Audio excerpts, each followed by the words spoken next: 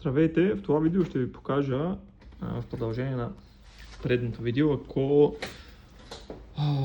на вашия монетник не е зададена касета, Custom Cassette 2, където ви показах в предното видео, а именно задържим жълтото и отидем на меню Prices с B и отидем на Cassette Payout и тук на Set Active Cassette в някои случаи втората касета няма да е настроена, т.е. няма да е зададено какво да се събира, какви монети да събира. За да го направим това нещо, може да отидем тук в това меню на Set Custom Cassette, с буква А да влезем вътре, да отидем на Custom Cassette 2 и може да сменим какво да се събира в тубите. Съответно, ето сега сме на туба А. В момента е настроено да събира 10 цента, може да го сменим 10, 20, 50.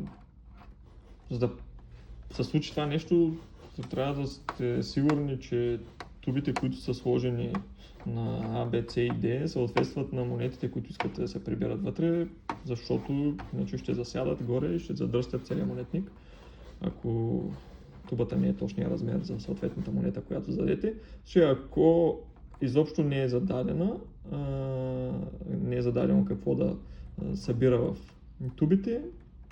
Един пример, ето може да го направим 10 цента, B може да разместим, ако искате може да събира 1 евро, 50 цента, така C може също да променяте, го направите да е каквото пожелаете. Пак казвам, трябва да сте сигурни, че размера на тубата отговаря на монетата, която настройвате тук.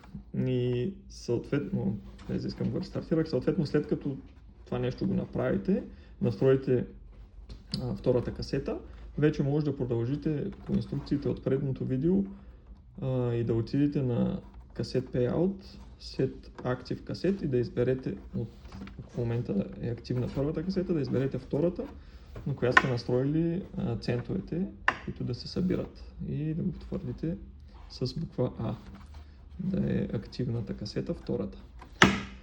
И оттам нататък да продължите с инструкциите, които дадах в предното видео, за да го настроите да взима евро.